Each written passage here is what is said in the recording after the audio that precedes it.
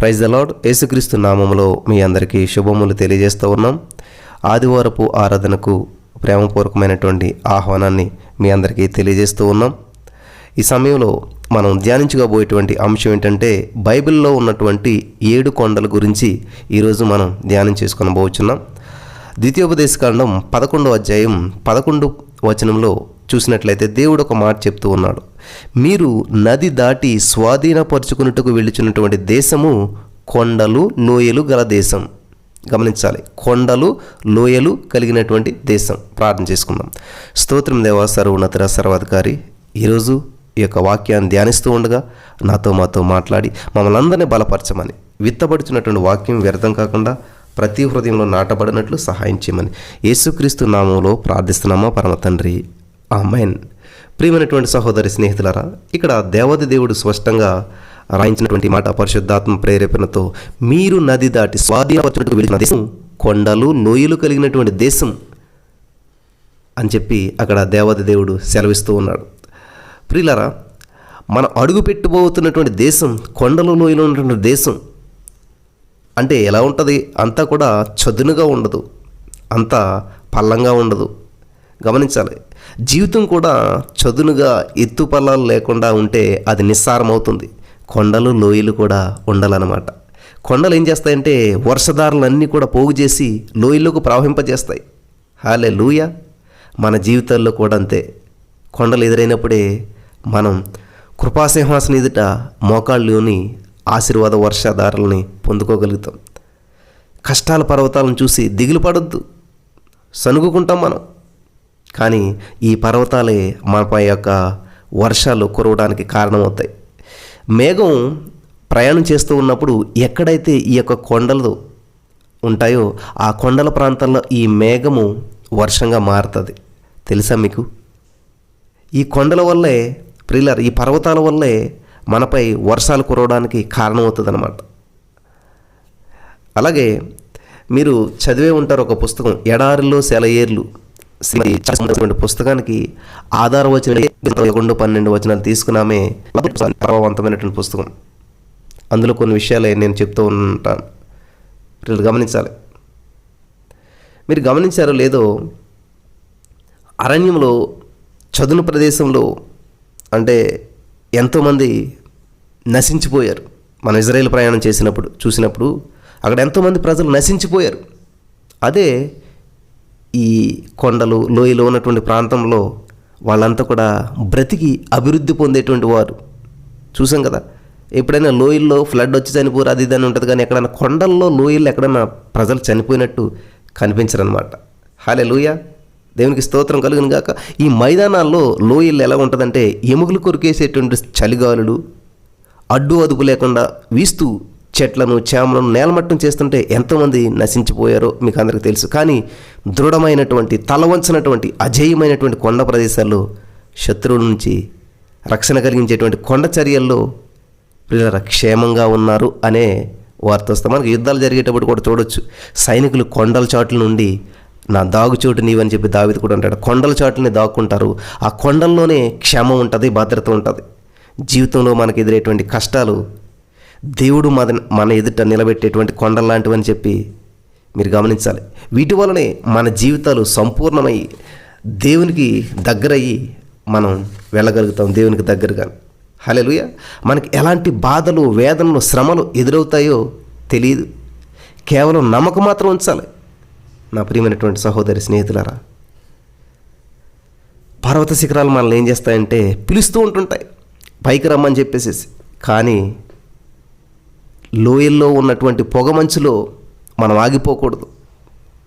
కొండలపై కురిసేటువంటి మంచు, మరి ప్రియులరా, ఆ ముత్యాలు ఎంత స్వచ్ఛమైనటువంటిగా ఉంటాయి మీరు గమనించారా? కొండపై కురుస్తున్నటువంటి ఆ మంచు బిందువులు ముత్యాలాగా ఎంతో స్వస్థమైనటువంటిగా ఉంటాయి మనకి. ఇంకోటి మీరు గమనించాలి, ఈ లోయల్లో ఆ క్రింద ప్రాంతాల్లో వీసేటువంటి గాలి అంతా కూడా మలినంతో కూడింది, డస్ట్తో కూడింది వస్తుంది. కొండ ప్రాంతాల్లో గాలి ఎప్పుడు కూడా అపరిశుభ్రంగా ఉండదు, చాలా పరిశుభ్రమైనటువంటిదిగా ఉంటుంది. అందుకే ప్రియరా, కొండ ప్రాంతాల్లో నివసించేటువంటి వాళ్ళు దేవునికి సమీపంగా ఉంటారు. చాలామంది విశ్వాసులు ఈ యొక్క బొగ్గు గనుల్లో మూసుకుపోయినటువంటి ప్రదేశాల్లో జీవితం అంతా గడిపేస్తారు. వాళ్ళు సూర్యకాంతిని చూడటానికి అసలు ఇష్టపడరు అనమాట. నా ప్రియమైనటువంటి సహోదరి స్నేహితులారా, కొండ ప్రాంతాల్లో ఉండేటువంటి వారు చాలా ఆరోగ్యంగా ఉంటారు. కొండ చర్యలు విరిగి పడిపోయి చనిపోయినటువంటి వారు ఎక్కడన్నా చాలా తక్కువ, అసలు కనిపించరు మనకి. కానీ లోయల్లో ఉన్నటువంటి వారు చనిపోయినట్లుగా మనకి కనిపిస్తూ ఉంటుంటారు. హల్లెలూయా, దేవునికి స్తోత్రం కలుగును గాక. ప్రియమైనటువంటి సహోదరి స్నేహితులారా, దేవుని యొక్క తైలంతో అభిషేకించవలసినటువంటి వాళ్ళ ముఖం మీద కన్నీటి చారికలు తప్ప మరేమీ కనిపించు ఈ లోయల్లో జీవించేటువంటి వారు. చాలామంది విశ్వాసులు మరి ఇలాగ లోయల్లోనే, చీకటి కొట్లలోనే జీవితాలు గడుపుతూ ఉన్నారు. మరి దేవుడు పిలుస్తూ ఉన్నాడు. సరే, ఈ కొండల గురించి చాలా విషయాలు ఉన్నాయి. నేను చెప్పాలనుకున్నటువంటి విషయం అది కాదు. అంటే కొంచెం కొండల గురించి అవగాహన వస్తుందని చెప్పి నేను ఈ విషయాలు చెప్తూ ఉన్నాను. అంటే కొండ ప్రాంతాలు అనేటువంటివి ఈ యొక్క వర్షాన్నంతా కూడా పోగు చేసి పల్లపు ప్రాంతాలకు పంపిస్తాయి. కొండల్లో ఉన్నటువంటి చెట్లు ఎంతో అందంగా ఆహ్లాదకరంగా ఉంటాయి. కొండ ఎక్కాలంటే కొంచెం ఓపిక కావాలి, కానీ ఎక్కిన తర్వాత అద్భుతమైనటువంటి ఆహ్లాదకరమైనటువంటి మరి ఆనందాన్ని మనం పొందుకోగలుగుతాం. సరే, ఇక్కడ మనం చూసినట్లయితే ఈరోజు మనం ముందుకు వెళ్ళిపోదాం. బైబిల్ గ్రంథంలో ఉన్నటువంటి 7 కొండలు గురించి మనం ఈరోజు ధ్యానం చేసుకొని పోతున్నాం. చాలా శ్రద్ధగా వినాలని చెప్పి ప్రభు పేరిట నేను మనవి చేస్తూ ఉన్నాను. మనం ప్రకటన గ్రంథం 17వ అధ్యాయం 9వ వచనం చూసినట్లయితే అక్కడ ఆ 7 తలలు, ఆ స్త్రీ కూర్చున్న 7 కొండలు అని మనకి ఇక్కడ ఒక సాదృశ్యం అన్నమాట. ప్రియులారా, వింటున్నారా? అంటే ఆ మాట ఎందుకని వచ్చిందంటే, ఆ 7 కొండలు ఆ రోజుల్లో మరి ఈ రోమ్ 7 కొండలపై ఉన్నటువంటి నగరం అని చెప్పి ప్రఖ్యాత చెందిందనమాట. రోమ్ చాలా ప్రఖ్యాత చెందింది, ఎందుకంటే అక్కడ అది 7 కొండలు అనేటువంటి మాటలు వినగానే మనకు రోమ్ అని చెప్పి గుర్తు తెచ్చుకోవాలి. ఆ రోము 7 కొండల మీద ఉంది కాబట్టి చాలా ప్రాముఖ్యత చెందినటువంటిదిగా కనిపిస్తూ ఉంది.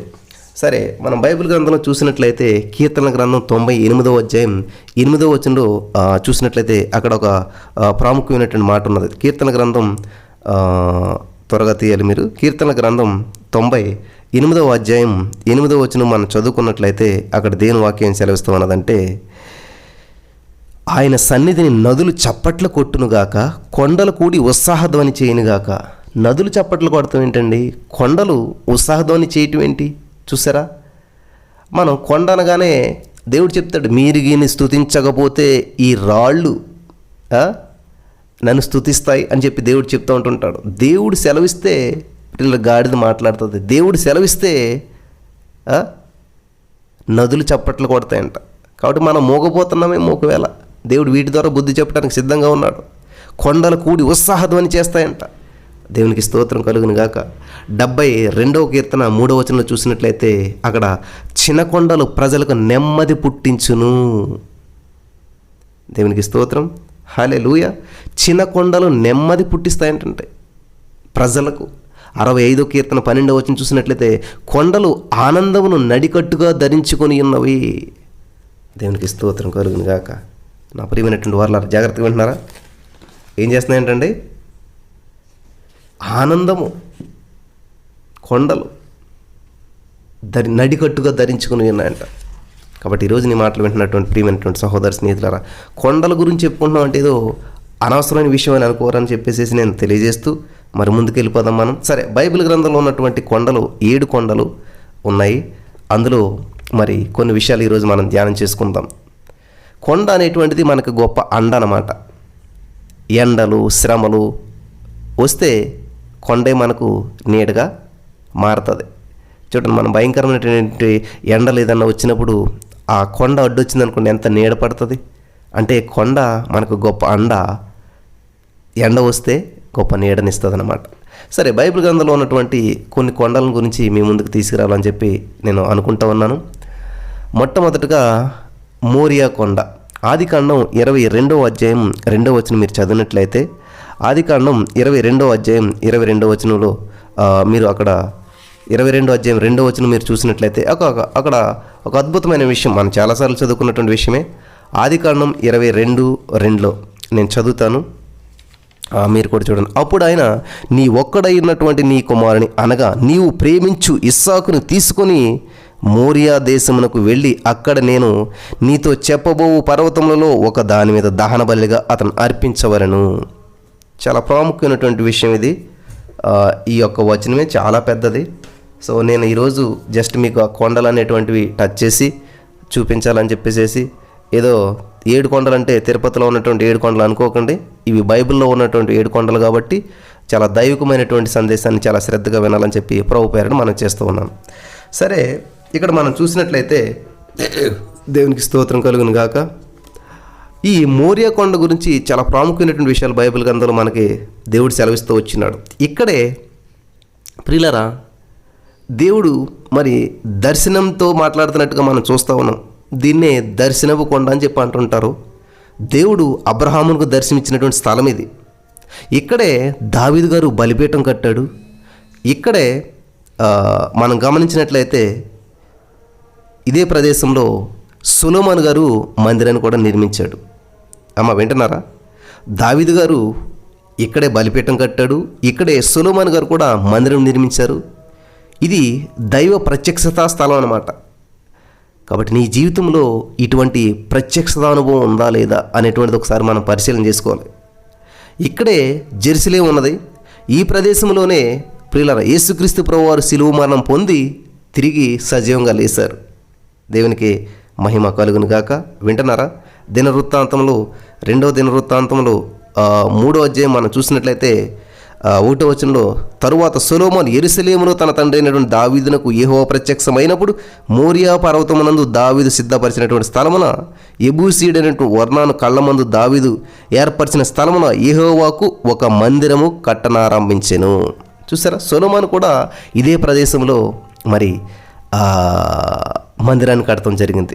ఇక్కడ గమనించాలి, మన జీవితంలో ఒక మైలురాయి దాటామండి అంటాం. మన రోడ్డు మీద వెళ్తున్నప్పుడు ఒక రాడ్ ఉంటుంది. ఆ రాడ్ మీద ఊరు పేరు కానీ ఇన్ని కిలోమీటర్లు అని ఉంటుంది. ఆ రాడును మనం క్రాస్ చేసి వెళ్తున్నప్పుడు నేను ఇన్ని మైళ్ళు దాటాను లేకపోతే అని చెప్తూ ఉంటుంటాం. నా జీవితంలో అదొక మైల్ స్టోన్ అంటుంటారు. అంటే దానివల్ల మనకి పిల్లల ఇంపార్టెంట్ రావట్లేదు. కానీ ఇక్కడ గమనించదగ్గ విషయం ఏంటంటే, ఈ మోరియా కొండకి ఎందుకు పేరు వచ్చిందంటే మోరియా కొండను బట్టి మనకి గొప్పతనం చెప్పుకోవట్లేదు. ఇక్కడ ఆ కొండ మీద ప్రియులు గమనించాలి, దావీదు బలిపీఠం కట్టాడు, సొలొమోను మందిరాన్ని నిర్మించాడు. యేసుక్రీస్తు ప్రభువారు కూడా మరి అక్కడే శిలువ మరణం పొంది పునరుత్థానం అనేటువంటి చాలా విషయాలు జరిగాయి. కాబట్టి ఈ విషయాలను బట్టి కొండకు పేరు వచ్చింది. కానీ కొండను బట్టి ఇక్కడ మనకు ప్రాముఖ్యత కాదు. అది గమనించాలి మీరంతా కూడా. మన జీవితంలో రోడ్డు మీద వెళ్తున్నప్పుడు ఆ యొక్క మైల్ స్టోన్స్ ఉంటుంటాయి, ఇన్ని మైళ్ళు ఇన్ని దూరం అని చెప్పేసి.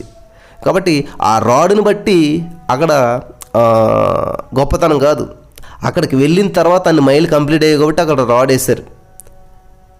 గమనిస్తున్నారా? కాబట్టి కొండ వల్ల ప్రాముఖ్యత కాదు, అక్కడ చేసిన పనిని బట్టి ఆ కొండకు ప్రాముఖ్యత వచ్చింది. వింటున్నారా? ఏదైనా ఒక వ్యక్తి ఫర్ ఎగ్జాంపుల్ యేసుక్రీస్తు ప్రభువారు సమరయ అనేటువంటి గ్రామంలోకి వెళ్ళి అక్కడ సమరయ స్త్రీ కోసం వెయిట్ చేశారు. అంటే ఆ పేరు బైబిల్లోకి ఎందుకు వచ్చింది? యేసుక్రీస్తు ప్రభువారు అక్కడికి వెళ్ళారు కాబట్టి. సో ఇక్కడ ఈ కొండల గురించి మనం ఎందుకు చెప్పుకుంటున్నామంటే, ఈ కొండలకి ఇంత ప్రాముఖ్యత ఎందుకు వచ్చిందంటే అక్కడ జరిగినటువంటి సిచ్యువేషన్లు బట్టి ఆ కొండలకి అంత ప్రాముఖ్యత వచ్చింది. సరే, ముందుకు వెళ్ళిపోతాం మనం. కాబట్టి ఇక్కడ మోరియా కొండ దేనికి సాదృశ్యంగా మనకి కనిపిస్తూ ఉన్నదంటే చాలా ప్రాముఖ్యమైనటువంటి విషయాలు. యేసుక్రీస్తు ప్రభువు శిలువ మరణం చెంది తిరిగి సజీవంగా లేచినటువంటిది యెరూషలేములోనే కదా, మీకు అందరికీ తెలుసు కదా. అంతటి ప్రాముఖ్యతను సంతరించుకున్నటువంటి ఈ మోరియా కొండ మనం చూస్తూ ఉన్నాం నెంబర్ 1గా ఆదికాండం 22వ అధ్యాయం 2వ వచనంలో. కాబట్టి నీ జీవితంలో నా జీవితంలో ఇక్కడ అబ్రహాము ఎలాగైతే ఒక దర్శనం పొందుకొని దేవునితో స్వయంగా మాట్లాడుతూ దేవునితో ఒక సంభాషణ కలిగి దేవునికి దగ్గర తన మొక్కుబడిని చెల్లించుకునేటువంటి వాడు, దేవునితో తన విశ్వాసాన్ని కాపాడుకునేటువంటి వాడుగా ఇక్కడ ఒక అద్భుతమైనటువంటి సంఘటన జరుగుతున్నటువంటి కొండ. మన నీ జీవితంలో ఇటువంటి దర్శనపు కొండ ఉన్నదా? మన జీవితంలో ఇటువంటి దైవ ప్రత్యక్షతా స్థలం ఉన్నదా? ఇది మనం గుర్తుపెట్టుకోవాలి. మోరియా కొండను కాదు. మోరియా కొండ వల్ల మనం నేర్చుకోవాల్సిన పాఠం ఏంటంటే, మన జీవితంలో ఇటువంటి దర్శనం కలిగి ఉన్నామా? ఇటువంటి దైవ ప్రత్యక్షత మనకున్నదా? మన యొక్క విశ్వాసం పరీక్షించబడేటువంటి స్థలం అది. ఓడిపోయాడా అబ్రహాము? లేదు, నెగ్గాడు. కాబట్టి ఇటువంటి ప్రత్యక్షత స్థలం, దైవ ప్రత్యక్ష స్థలం మన జీవితంలో ఉన్నదా అని చెప్పి మనం ఒకసారి ప్రశ్నించుకోవాలి. నెంబర్ 2, 2వ కొండ సీనాయి కొండ. మీరు చూసినట్లయితే నిర్గమకాండం 31వ అధ్యాయం 18వ వచనంలో చూసినట్లయితే మనందరికీ తెలిసినటువంటిదే. నిర్గమకాండం 31వ అధ్యాయం 18వ వచనం. హల్లెలూయా, దేవునికి స్తోత్రం కలుగును గాక. నిర్గమకాండం 31వ అధ్యాయం 18వ వచనంలో ఏమున్నదంటే అక్కడ సీనాయి కొండ. అక్కడ ఒకసారి మనం చదువుకుందాం. నిర్గమకాండం 31:18వ వచనం మనం చూసినట్లయితే, మరియు ఆయన సీనాయి కొండ మీద మోషేతో మాట్లాడుట చాలించిన తర్వాత ఆయన తన శాసనములు గల 2 పలకలను, అనగా దేవుని వ్రేలుతో రాయబడినటువంటి రాతి పలకలను అతనికి ఇచ్చెను. ఎవరికి? మోషేకి. అంటే ఇక్కడ ఈ కొండకి ఇంత ప్రాముఖ్యత ఎందుకు వచ్చిందంటే, ఈ సీనాయి కొండ మీదే దేవుడు మాట్లాడాడు కాబట్టి ఇది దేవుడు మాట్లాడినటువంటి కొండ. అమ్మ వింటున్నారా? దేవుడు మాట్లాడినటువంటి కొండ. ఈ కొండలోనే ఈ కొండ మీద, ఈ సీనాయి కొండ మీదే మోషేతో మాట్లాడి దేవుడు ఏం చేశాడంటండి, ఆయన చేతితో రాసినటువంటి శాసనాలు, అనగా 10 ఆజ్ఞలు కలిగినటువంటి పలకలను దేవుడు ఇచ్చినటువంటి సందర్భాన్ని మనం ఇక్కడ చూస్తూ ఉన్నాం. దేవునికి స్తోత్రం. 40 రోజులు, అమ్మ వింటున్నారా, 40 రోజులు మోషే గారు అహర్నిశలో మంచినీళ్ళు కూడా త్రాగకుండా దేవునితో గడిపినటువంటి స్థలం సీనాయి కొండ. ఇటువంటి కొండ మన జీవితంలో ఉన్నదా? ఇటువంటి అనుభవం మన జీవితంలో ఉన్నదా? దేవుడు మాట్లాడుచున్నటువంటి అనుభవం. ఈ విధంగా దేవుడు మాట్లాడుతూ ఉంటే మోసే కనీసం నీళ్లు తాగటం మర్చిపోయాడు. సమస్తం మర్చిపోయి మరి మనిషి ఎలా బ్రతుకుతాడని మీరు ఆలోచించేయచ్చు. మనుషుడు జీవించినది రొట్టె వలన మాత్రం కాదు, కానీ దేవుని నోటి నుంచి వచ్చే ప్రతి మాట వలన జీవించును అన్న వాక్యం ప్రకారం 40 రోజులు మోసే గారు అలా దేవునితో గడిపేస్తూ దేవుని నోటి నుంచి వచ్చే మాట వల్ల జీవిస్తూ ఉన్నాడు. సీనాయి కొండ దేవుడు మాట్లాడిన కొండ. కాబట్టి కొండ ఎక్కాలంటే ప్రియులారా, బ్రదర్ ఇప్పుడు ఎక్కడొచ్చినాయి కొండలో? అయితే మేము సీనాయి కొండ వెళ్ళాలా దేవుడు మాతో మాట్లాడాలంటే? ఇప్పుడు నీవు ఎక్కవలసిన కొండ మోకరించి ప్రార్థించడమే. నువ్వు మోకాళ్ళు వేస్తే కొండ ఎక్కినట్లే. దేవునికి స్తోత్రం కలుగును గాక. నువ్వు ఎప్పుడైతే మోకరిస్తావో కొండ ఎక్కినట్లే. ఆ మోకరించినప్పుడు దేవుడు మనతో మాట్లాడతాడు. నిజంగా వెళ్ళి సీనాయి కొండ ఎక్కవలసిన అవసరం లేదు. గమనించాలి, సీనాయి కొండ ఎక్కాలంటే ఓపిక కావాలి. సీనాయి కొండ ఎక్కాలంటే ప్రజలకు దూరం కావాలా. కాబట్టి మోసే గారు ప్రత్యేకించబడ్డాడు, ప్రజల నుంచి వేరు చేయబడ్డాడు, ప్రజలకు దూరంగా వెళ్ళాడు. కాబట్టి నువ్వు ప్రార్థన చేయనప్పుడు రహస్యమందు చూచుచున్న నీ తండ్రి నీకు ప్రతిఫలం ఇచ్చినట్టు నీవు గదిలోనికి వెళ్ళి తలుపేసుకొని ప్రార్థన చేయమన్నాడు. అలాగే మోకరించినట్లయితే నువ్వు కొండెక్కినట్లే. నిజంగా వెళ్ళి కొండెక్కి చేయమని కాదు ఇక్కడ. మనం ఎప్పుడైతే మోకరిస్తామో అది కొండ ఎక్కినట్లే. అలా మోకరించి నువ్వు ప్రార్థన చేసినట్లయితే సీనాయి కొండ మీద దేవుడు మోసేతో ఎలా అయితే మాట్లాడాడో ఈ రోజున దేవుడు నీతో నాతో మాట్లాడటానికి సిద్ధంగా ఉన్నాడు. హల్లెలూయా, దేవునికి స్తోత్రం. What a wonderful God. చాలా అద్భుతమైన విషయాలు దేవుడు మనకి ఈరోజు తెలియజేస్తూ ఉన్నాడు. కాబట్టి ఈ కొండ మీద దేవుడు మరి మోసేతో మాట్లాడాడు. అలాగే మోసే కూడా దేవునితో మాట్లాడాడు. దేవుడు చేతితో రాసిచ్చినటువంటి 10 ఆజ్ఞలు ఈ రోజుకి మనం పాటిస్తున్నటువంటి ఆ ఆజ్ఞల్ని మోషేకి ఇచ్చినటువంటి కొండ. కాబట్టి దేవుని నుంచి పొందుకునేటువంటి కొండ మన జీవితంలో ఉన్నదా? అలాగే మోసే ప్రజలు తప్పిపోయినప్పుడు, ప్రజలను నాశనం చేస్తానన్నప్పుడు కూడా దేవుడు దగ్గరికి వెళ్ళి మోసే ప్రజలందరి నిమిత్తం ప్రార్థించినటువంటి కొండ సీనాయి కొండ. ప్రజలు తప్పిపోయినప్పుడు, ప్రజలు పాపం చేసినప్పుడు, ప్రజల్ని మరి దేవుడు నాశనం చేస్తాను వీళ్ళని అన్నప్పుడు, ప్రభువా వాళ్ళని క్షమించు అని చెప్పి వాళ్ళతో మరి వాళ్ళ పక్షాన మోసే మొరపెట్టినటువంటి, విజ్ఞాపన చేసినటువంటి కొండ ఉన్నదా మన జీవితంలో? ఎదుటి వారి కొరకు విజ్ఞాపన చేసేటువంటి కొండ, ఆ ప్రాంతం, ఆ సిచ్యువేషన్, అటువంటి సందర్భం, అటువంటి జీవితం ఉన్నదా మన జీవితంలో? ఒకసారి మనం ప్రశ్నించుకుందాం. జాగ్రత్తగా ఉండాలి ప్రియులారా. నేను తొందరగానే ముగిస్తాను. చాలా ప్రాముఖ్యమైనటువంటి విషయాలు ఇవన్నీ కూడా. సీనాయి కొండ, దేవునికి స్తోత్రం కలుగును గాక. అదేవిధంగా ఆదికాండం 8వ అధ్యాయం 4వ వచనంలో చూసినట్లయితే ఇక్కడ ఒక కొండ కనిపిస్తుంది, అరారోతు కొండ. అరారోతు కొండ అనగానే మీకు అందరికీ తెలిసిపోతుంది. ఆదికాండం 8వ అధ్యాయం 4వ వచనం చదివినట్లయితే అక్కడ 3వ కొండ అరారోతు కొండ. 7వ నెల 17వ దినమున ఓడ అరారోతు కొండ మీద నిలిచెను. దేవునికి స్తోత్రం కలుగును గాక. ప్రియులారా, మొదటి కొండ మోరియా కొండ, 2వ కొండ సీనాయి కొండ, 3వ కొండ అరారోతు కొండ. ఈ అరారోతు కొండ అంటే ఏంటి అసలేని? నోవహు గారు 120 సంవత్సరాలు సువార్త ప్రకటించాడు. జలప్రళయం వస్తుంది, యేసుక్రీస్తు ప్రభువుని నమ్ముకోండి. ఎవరైతే నమ్మి మరి ఈ ఓడలోనికి, ఈ రక్షణ అనే ఓడలోనికి వస్తారో వాళ్ళు మాత్రమే రక్షించబడతారు అంటే ఎవ్వరు కూడా వినలేదు. వర్షం స్టార్ట్ అయినా వినలేదు, వర్షం ఎక్కువైనా వినలేదు, డోర్ మూయబడుతుంది రండి రండి అన్న కూడా వినలేదు. తర్వాత ఆ ఓడ డోర్ క్లోజ్ చేయబడి, కీలు పూయబడి, ఆ వర్షం ఎక్కువై ఓడ తేలిపోయి అలా ప్రవాహంలో కొట్టుకుని పోతూ ప్రియులారా చాలా ఎత్తైనటువంటి ప్రదేశం 7వ నెల 17వ దినమున ఓడ అరారతు కొండల మీద నిలిచెను. దేవునికి స్తోత్రం కలుగును గాక. వింటున్నారా? ఇక్కడ ఇది రక్షణ కొండ. ఎందుకంటే ఈ కొండ మీదే నోవహు కుటుంబ సభ్యులందరూ కూడా, అనగా 8 మంది రక్షణ పొందారు. ఈ కుటుంబం రక్షణ పొందినదా? నా ప్రియమైనటువంటి సహోదర స్నేహితులారా, మీ కుటుంబం రక్షించబడ్డదా? మీ కుటుంబం ఈ రక్షణ అనే ఓడలోకి ప్రవేశించిందా? ఆ ఓడలో ఉన్నటువంటి ప్రజలు ఈ అరారోతు కొండ మీద క్షేమంగా ఉండగలిగారు. దేవునికి స్తోత్రం కలుగును గాక. కాబట్టి ఈ కొండ దేనికి సాదృశ్యం అంటే రక్షణకు సాదృశ్యం. దేవునికి స్తోత్రం. 8 మంది రక్షణ పొందారు అక్కడ. కాబట్టి ఈ రోజున మీ కుటుంబం రక్షించబడ్డదా? అంత భయంకరమైనటువంటి జలప్రళయంలో మరి ఆ ఓడ అట్లా వెళ్ళిపోతూ ఉంది ఎక్కడికో, కానీ ఆ కొండ మీదకి వెళ్ళి ఆగినప్పుడు ఆ వాటర్ అంతా పోయేంత వరకు ఆ కుటుంబం క్షేమంగా ఉండటానికి మరి దేవుడు ఏర్పాటు చేశాడు. దేవుడు రక్షించాడు వాళ్ళని, కొండ కాదు. కానీ ఇక్కడ వాళ్ళు ఆ కొండ దగ్గర వాళ్ళు ఆగి రక్షించబడ్డారు కాబట్టి అప్పుడు కొండకు విలువ వచ్చింది. వీళ్ళు గమనించాలి. అంతేగాని ఆ కొండ వీళ్ళని రక్షించలేదు. ఇక్కడ ఆ కొండ దగ్గర ఓడ ఆగింది కాబట్టి వాళ్ళు అక్కడ జీవంతో ఉన్నారు కాబట్టి దానిని బట్టి ఆ ప్రదేశానికి మరి ఇక్కడ విలువ వచ్చింది. అరారోతు కొండ అనగా 8 మంది మరి క్షేమంగా ఉన్నటువంటి ఆ ఓడ కలిగినటువంటి కొండ, రక్షణ కలిగినటువంటి కొండ, రక్షించబడినటువంటి ప్రజలు ఉన్నటువంటి ఆ కొండ. కాబట్టి ఈ రోజున ఈ మాటలు వింటున్నటువంటి నా ప్రియమైనటువంటి సహోదర స్నేహితులారా, ఈ అరారోతు కొండ ఉన్నదా మన జీవితంలో? ఎక్కడి నుంచి వాళ్ళు, ఎక్కడ భూమిలో నుంచి కింద ఉన్నటువంటి వారు ఆ జలప్రళయం నుంచి రక్షించబడ్డది. ఆ జలప్రళయానికి పైన ఎక్కడో కొండ మీద ఉన్నారు అంటే వాళ్ళకి రక్షించబడ్డారు. దేవునికి మహిమ కలుగును గాక. నెంబర్ 1 మోరియా కొండ, నెంబర్ 2 సీనాయి కొండ, నెంబర్ 3 అరారోతు కొండ, నెంబర్ 4 కర్మేలు కొండ.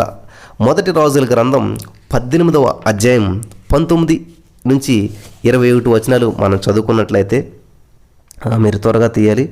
మొదటి రాజుల మొదటి గ్రంథం 18వ అధ్యాయం 19వ వచనం మనం చూసినట్లయితే అక్కడ, అయితే ఇప్పుడు నీవు ఇజ్రాయేలు వారినందరినీ యెజెబెలు పోషించుచున్నటువంటి బయలుదేవత ప్రవక్తల 450 మందిని, అషేరాదేవి ప్రవక్తలైన 400 మందిని నా యొద్దకు కర్మేలు పర్వతమునకు, గమనించాలి, కర్మేలు పర్వతం అన్నా కొండ అన్నా ఒకటే, మళ్ళీ మీరు ఏదో అనుకోకండి. ఇక్కడ కర్మేలు పర్వతమునకు పిలువనంపునని చెప్పాను. ఆహాబు ఇజ్రాయేలు వారందరి యొద్దకు దూతలను పంపి ప్రవక్తలను కర్మేలు పర్వతమునకు సమకూర్చెను. ఏలియా జనులందరి దగ్గరకు వచ్చి, ఎన్నాళ్ల మట్టుకు మీరు 2 తలంపుల మధ్య తడబడుచుందురు? యెహోవా దేవుడైతే ఆయనను అనుసరించడి, బయలుదేవుడైతే వారిని అనుసరించడని ప్రకటన చేయగా జనులు అతనికి ప్రత్యుత్తరముగా ఒక మాట ఆయనను పలుకకపోయిరి. ఇక్కడ ఏం జరుగుతుంది? కొండ మధ్య 2 తలంపుల మధ్య తడబడినటువంటి ఇశ్రాయేలీలు ఈ కర్మేలు కొండ దగ్గర ఏలియా చేత యెహోవాయే నిజమైనటువంటి దేవుడని తెలుసుకున్నారు. బయలు దేవుడు కాదని అర్థమైపోయింది. హల్లెలూయా, దేవునికి స్తోత్రం. కాబట్టి ఇది తడబాటును తొలగించేటువంటి కొండ. హల్లెలూయా. ఏంటంటే ఈ కర్మేలు కొండ దగ్గర తడబాటు అనేటువంటిది తొలగించబడుతుంది. ఏది దేవుడు, ఏది దేవుడు కాదు. 2 తలంపుల మధ్య ఎవరైతే తడబడుతున్నారో, ఇజ్రాయేల్ ప్రజలు తడబడుతున్నారు. అసలే పిల్లలు గమనించాలి, 2 తలంపుల మధ్య తడబడుతున్నటువంటి ఇశ్రాయేలీలు ఈ కర్మేలు కొండ దగ్గర ఏలియా గారి చేత యెహోవాయే నిజమైన దేవుడు అని చెప్పి తెలుసుకున్నారు. బయలు దేవుడు కాదు అని చెప్పి అర్థమైపోయింది. ఇది నీ జీవితంలో, నా జీవితంలో ఉన్నటువంటి అనుమానాలను, తడబాటును తొలగించేటువంటి కొండగా ఉన్నది. కాబట్టి ఈ రోజున మన జీవితం మరి ఏలియా గారు ఎక్కడో చేయొచ్చు కదా, ఇది ఆ కొండ దగ్గరికి ఎందుకు రమ్మన్నాడు? ఈ కర్మేలు కొండకి ఎందుకు విలువ వచ్చిందంటే ఆ ప్రజలంతా కూడా మరి తడబాటులో ఉన్నారు. అసలు ఏది దేవుడు, ఏంటి పరిస్థితి, ఏంటి ప్రపంచం, ఏంటి అసలు ఏది జీవితం, ఏంటి అనేటువంటి ఆలోచనలతో ఉన్నప్పుడు మీ డౌట్ క్లారిఫై చేస్తాను, మీ తడబాటు నేను తొలగిస్తాను, దేవుని పేరట నేను మీ యొక్క అనుమానాన్ని నివృత్తి చేస్తాను, మీ డౌట్స్ నేను క్లారిఫై చేస్తాను అని చెప్పి కర్మేలు కొండ దగ్గరికి రండి, నీ ప్రవక్తలందరినీ పిలిపించండి, నేను ఒక్కడనే వస్తాను అని చెప్పి మనకి స్టోరీ అంతా తెలుసు. నేను ఇప్పుడు ఆ స్టోరీ చెప్పాలనేటువంటి ఉద్దేశంలో కాదు. కానీ ఇక్కడ ఈ కర్మేలు కొండ యొక్క ఉద్దేశం ఏంటంటే నీలో నాలో ఉన్నటువంటి తడబాటుని తొలగించేటువంటి కొండ. అటువంటి అనుభవం, అటువంటి కొండ మనం ఎక్కగలుగుతూ ఉన్నామా? అటువంటి కొండ ఎక్కి మనం ఆశీర్వాదాన్ని పొందుకుంటూ ఉన్నామా? మన డౌట్ పోవాలంటే ఎక్కడెక్కాలంటే కొండ అనగా మోకరించాలి. మోకరించి ప్రభువా అని చెప్పి దేవుని సన్నిధిలో మనం ప్రార్థించినప్పుడు ఇక్కడ దేవుడే నిజమైనటువంటి వాడని మనం తెలుసుకుంటాం.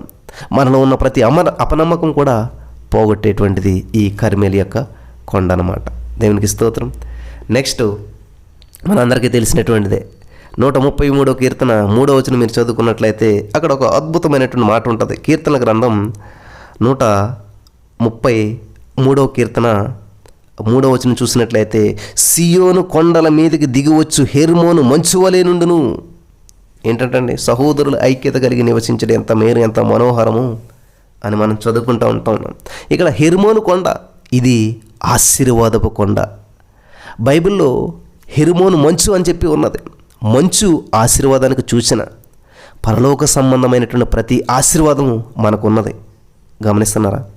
ఇక్కడ హెర్మోను కొండ అంటే హెర్మోను అంటే మంచు అని చెప్పేసి ఇక్కడ మనం హెర్మోను మంచు అని ఉన్నది. ఇక్కడ హెర్మోను కొండ అని చెప్పి చాలా బైబిల్లో చాలా చోట్ల ఉంటుంది. ఈ హెర్మోను కొండ ఏంటంటే ఆశీర్వాదపు కొండ. కాబట్టి ఎప్పుడు ఆశీర్వాదాన్ని మనం స్వతంత్రించుకుంటామంటే ఐక్యత కలిగి జీవించాలి. మనం ఐక్యపరిచేటువంటిది, మనకు ఆశీర్వాదాన్ని తెచ్చిపెట్టేటువంటిది.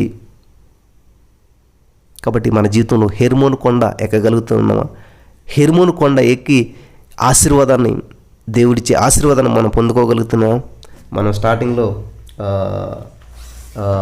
గుర్తు చేసుకున్నాం కొండలు ఏం చేస్తాయి అనేటువంటిది. దయచేసి అది మర్చిపోకూడదని చెప్పి నేను ప్రభు పేరట మనవి చేస్తూ ఉన్నాను. వింటున్నారా? ఈ కొండలు ఏం చేస్తాయంటే ప్రియులరా, వర్షాన్నంతా కూడా మరి స్వీకరించి చక్కగా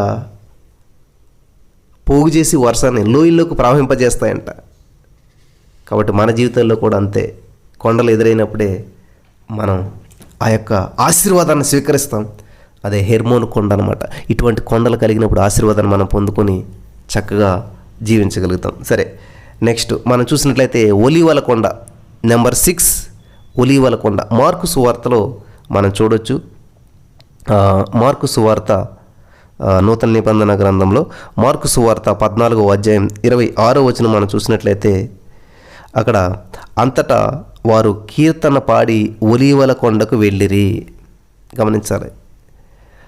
అలాగే 32వ వచనం మనం చూసినట్లయితే వారు గెస్సెమనే అనబడినటువంటి చోటునకు వచ్చినప్పుడు ఆయన, నేను ప్రార్థన చేసి వచ్చే వరకు మీరు ఇక్కడ కూర్చుండుడని తన శిష్యులతో చెప్పి యేసుక్రీస్తు ప్రభువారు పేతురును యాకోబును యోహాను వెంట పెట్టుకుని పోయి మిగిలిన విభ్రాంతి నొందుటకును చింతాక్రాంతుడొకటను ఆరంభించెను. అప్పుడైన నా ప్రాణము మరణమగునంతగా దుఃఖములో మునిగి ఉన్నది.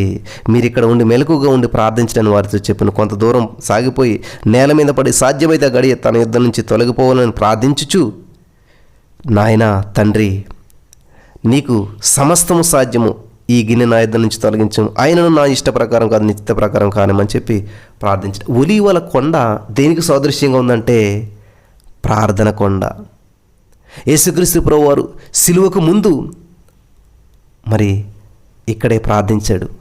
శ్రమలలో నీవు నేను కూడా సోలిపోకుండా ప్రార్థనలో ముందుగానే సిద్ధపరిచేటువంటి కొండ ఇది. ముందుగానే సిద్ధపడాలి. అలా సిద్ధపడడానికి ఒక కొండ ఉండాలి మన జీవితంలో, ఒక ప్రదేశం ఉండాలి, ఒక అనుభవం ఉండాలి. ఒలీవల కొండ చాలా అద్భుతమైనటువంటిది. యేసుక్రీస్తు ప్రభువారు మరి ప్రార్థిస్తుంటుంటే చెమట రాలేదంటే బయటికి చెమటే రక్తంగా వచ్చేసిందంట. అంటే ప్రియులరా, మన బాడీలో ఉన్నటువంటి వేస్ట్ బ్లడ్ అంతా కూడా హీట్ అయ్యి చెమట రూపంలో బయటకు వస్తుంది. కానీ అంత ప్రాసెస్ జరగలేదు ఇక్కడ.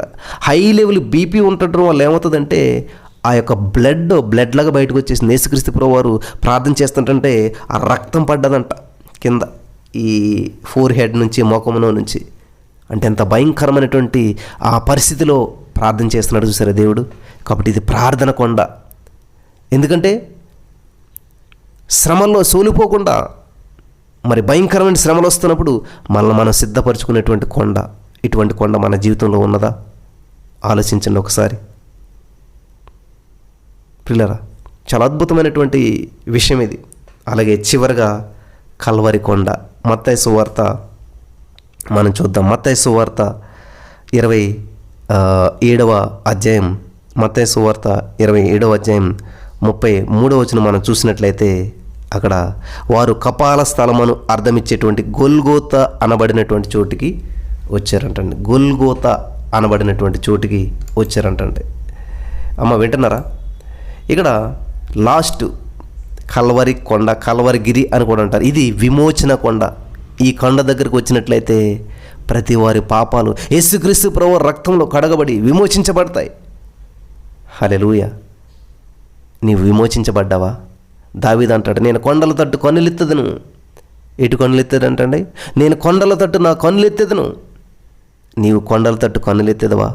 నీకు సహాయం అక్కడి నుంచే వస్తుంది. దేవునికి స్తోత్రం కలుగును గాక. అమ్మ వింటున్నారా? కాబట్టి ఇలాగా మన జీవితంలో ఎన్నో అద్భుతాలు చేసినటువంటి గొల్గోతా కొండ అని అంటారు.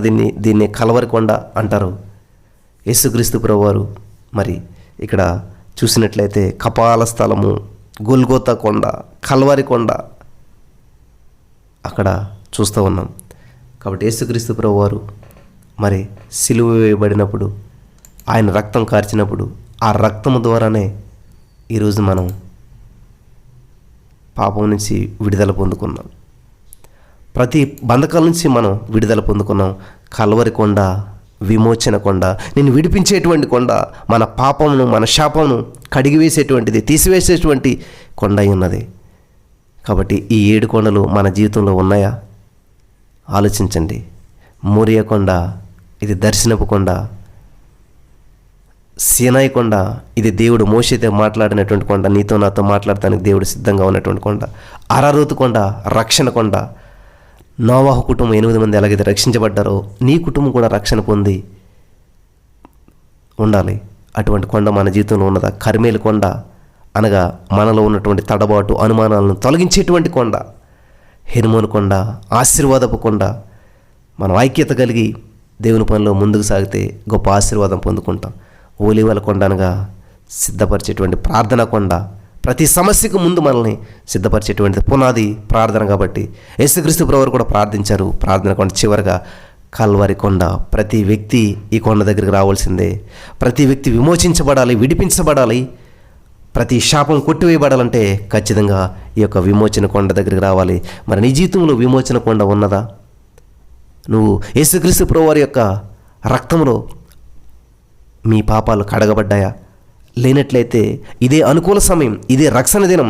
ఇప్పుడే మరి ఈ కొండ దగ్గరికి వచ్చి మీరు విమోచించబడాలని, విమోచన పొందాలని చెప్పి ప్రభు పేరట మనం చేస్తూ ఈ యొక్క 7 కొండలో యొక్క వర్తమానాన్ని మరి నేను ముగిస్తూ ఉన్నాను. ఈ యొక్క మాటల ద్వారా దేవుడు మనందరిని బలపరిచి ఆయన రాజ్యానికి వారసులుగా చేసి నడిపించునుగాక. ఆమేన్. స్తోత్రం దేవా. ఈరోజు 7 కొండలు అనేటువంటి అంశం ద్వారా మాతో మాట్లాడే అనేకమైన అమూల్యమైనటువంటి సత్యాలు మాకు తెలియజేస్తావు. ఈ వాక్యం ఎందరైతే ఉన్న వారందరినీ దీవించమని, విత్తబడిన వాక్యం వ్యర్థంగా ప్రతి హృదయంలో నాటబడి ఫలించడానికి సహాయం చేయమని నజరేయుడైన యేసుక్రీస్తు నామములో ప్రార్థించి నమ్మి పొందుకుని ఉన్నామా పరమ తండ్రి. ఆమేన్.